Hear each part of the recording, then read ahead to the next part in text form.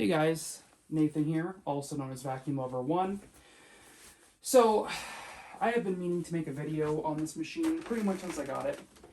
And I got it in early COVID times, so things got busy for me in the real estate business, and I ended up forgetting about it. I actually pushed it to the back of my vacuum cleaner storage at work, and pretty much forgot that I even owned it. Until recently, I have been hearing a lot of these new releases from Shark slash Shark Ninja slash Europro, and how everyone loves the powered lift away and the duo clean and the apex and these weird Shark rocket things with kickstands, and these weird handheld vacuums that are like poles. But every Shark collector I have spoken to that collects anything from the late 90s up until now has pretty much forgotten about this portion of Europro history. Now, in the 90s, late 90s, Shark ended up buying, actually early 2000s, late 90s, ended up buying the Phantom name and switching back to the single cyclonic technology. Phantom in 2001, I believe, ended up going completely out of business. I don't know if Shark, I think Shark may have had a hand in buying the name earlier than that, because you will find Europro made machines from 1999 and 2000 with the Shark name on them. And then it would be a Phantom. And then you'd see a Shark of the same model and a Phantom. It was really weird. I remember seeing that weird silver stick vac they had that a lot of people liked. It was actually sold on TV, with the Phantom and the Shark name. So maybe they were commingling. I don't exactly know for sure. I do know that in 2001, right after 9/11, Phantom was completely out of the game. And that's when Shark went ahead and introduced the Phantom Twister, the Phantom canisters, all these other weird, obscure, cheap plastic vacuum cleaners. They ended up totally nixing the Phantom name probably in about 2002, late 2002, early 2003. I actually purchased a Shark Roadster in that time, which was one of their flagship upright bagless vacuum cleaners, which was very clunky and it reeked of plastic its whole entire life. Even if you sucked up cat pee in it, it still smelled like this weird plastic solvent. And then the Shark Pursuit came out. The Shark Twister was out because the Phantom name had it. That side of Shark had the name Phantom, and I don't know if it was called the Twister or something else. But then the Shark Twister was out, and all these other obscure uprights that I don't even know.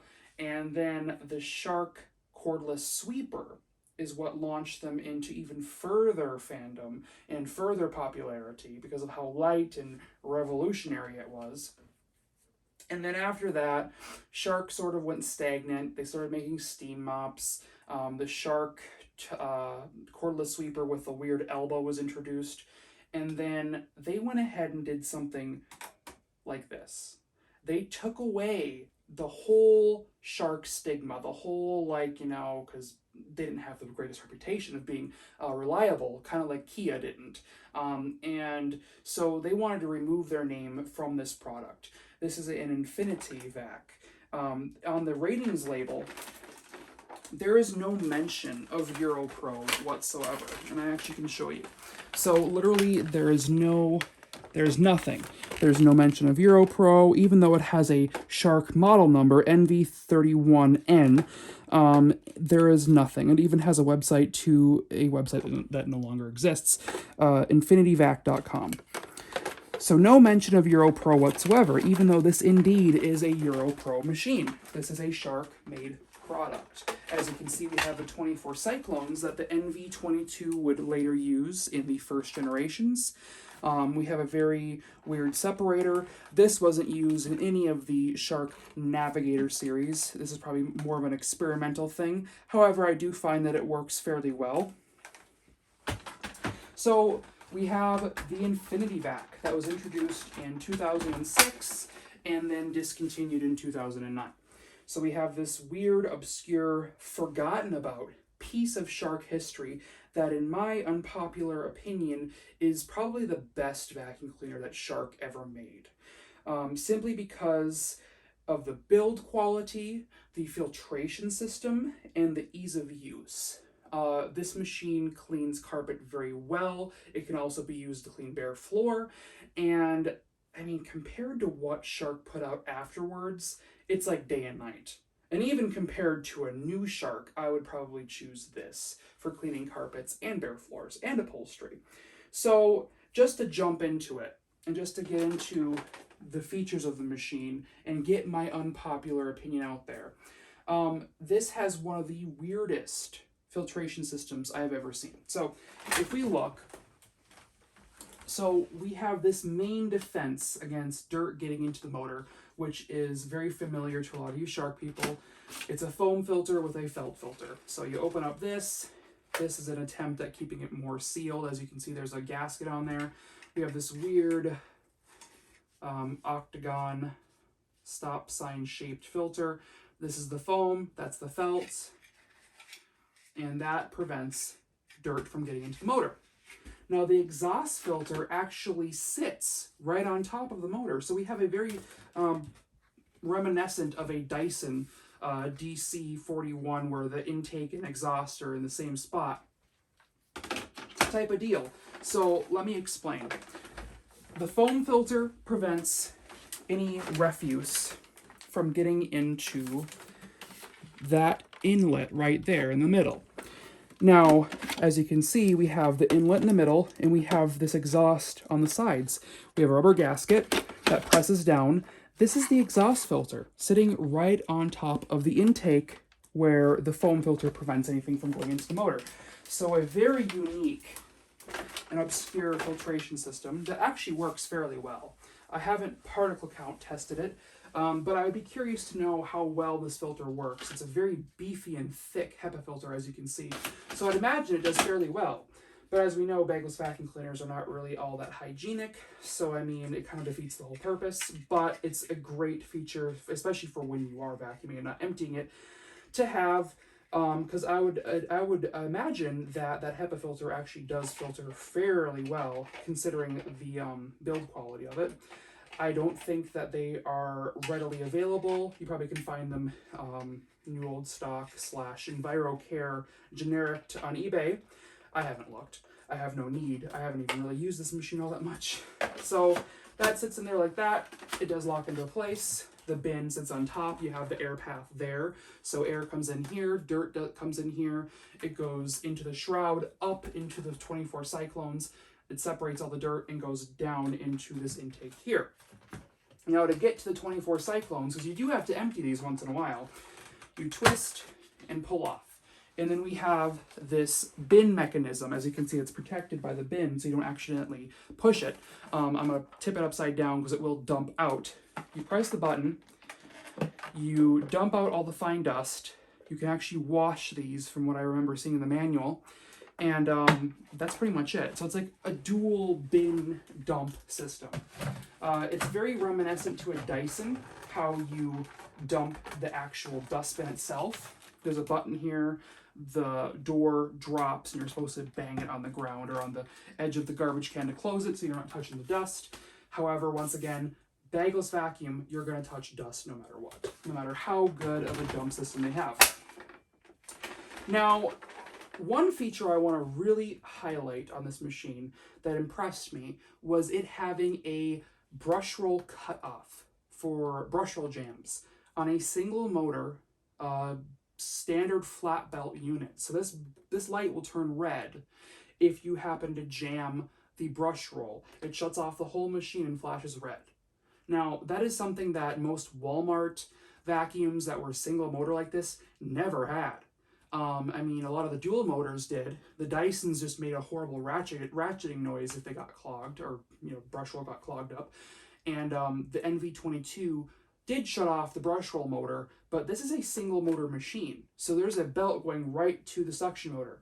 Very weird yet intuitive design to actually have something shut off the motor so you're not just continuing to eat the belt like you would on a Bissell Power Force or a Hoover Mach 3 at the time that this was being sold.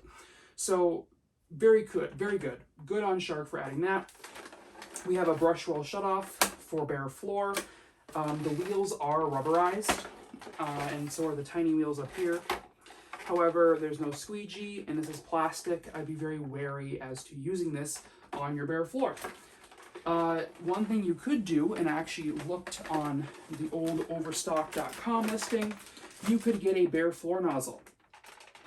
All you have to do is press this button here, pull out the hose sort of like a Dyson, extend it down, and you could add a floor nozzle on there and vacuum just like you would a DC-07 if you were looking to properly dust your bare floors. The hose is extremely long. However, using the full length tends to be troublesome, especially because the machine is top heavy or bottom heavy, and this is very light on top, and it will tip over. So they actually give you, just like on the NV32 or NV22, excuse me, a hook in which you put the hose down. So what I do is I'd stretch it out like that and then pull it down and then attach my bare floor tool and use it just like that, or for above floor cleaning.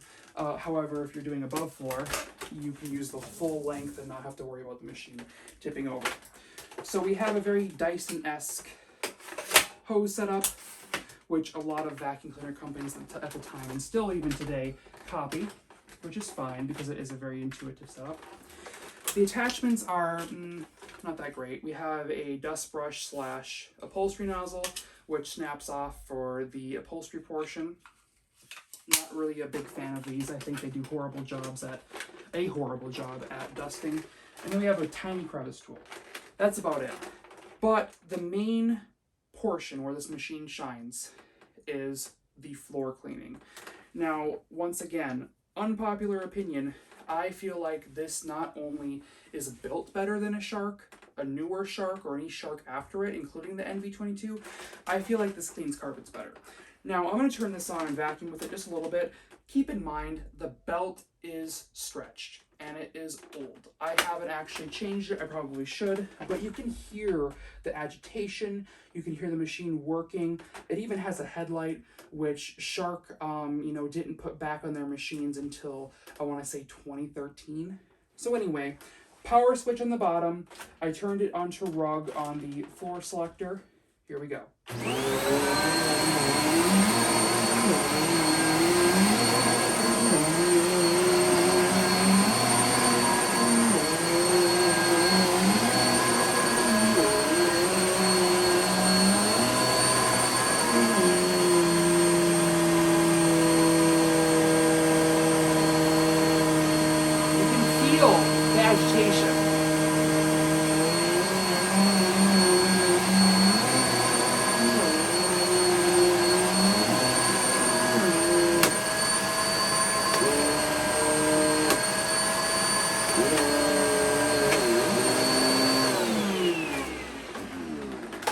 Now, you can't really see this from a video or understand it, but the substantial feeling you get with pushing this machine and having the weight towards the bottom, it's a very, you're using a good product, especially when you're pushing it forward. You probably heard it kind of like, when I'm pushing it back and forth. It's still making contact with the carpet as I'm pulling it back.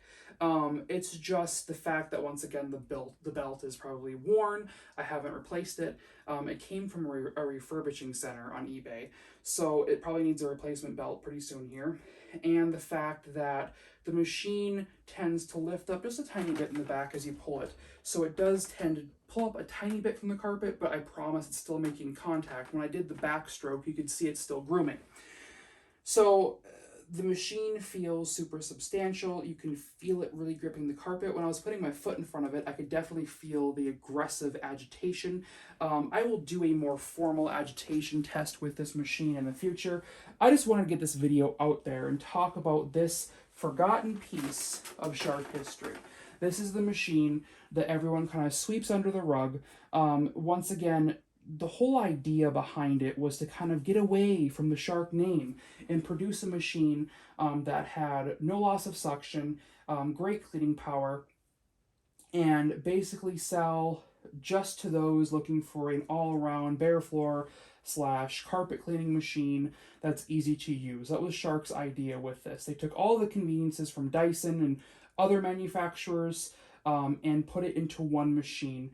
And I suspect, I want to find out, I suspect the filtration is also really good, considering that thickness of HEPA filter and the way it's seated and the rubber gasket seals that show me that they really tried to make this machine filter good if it doesn't. But once again, I really want to find out what this reads on the particle counter. We do have a dedicated height adjustment, which once again I stated in the previous video that I made of the Hoover Futura canister. I do believe a proper height adjustment is the best way to clean carpet. Automatic heads really don't do it for me. I feel like to actually clean, you do need a height adjustment. So you do have a 5 position height adjustment on this machine. Rubberized wheels, so you can take it onto tile or a stone floor. I would not recommend using anything with a brush roll shut off that's upright on a real hardwood floor or a luxury vinyl plank floor. It'll scratch. Just an all-around very good machine. I have no idea why Shark went away from this. I'm guessing that the Shark name took off, just like it did with the sweeper and the mops, and they just decided to go with that instead. This ran from 2006 until 2009, and like I said, they were closed out on bestbuy.com, Overstock, Amazon, and then they ended up selling some refurbished units in 2011. This happens to be an independent company that refurbished mine, and I got it on eBay, and I plan to keep it just because it is probably the only Shark vacuum cleaner that I actually can say I truly enjoy, recommend, and like. However, unfortunately, for people who don't collect vacuums, you probably won't be able to find one in decent enough condition to actually use in your home. This one even is more of a collection piece considering the wear it has. I really don't want to scratch it anymore. I could daily this vacuum cleaner and absolutely run it into the ground, no problem whatsoever, and it would take it like a champ.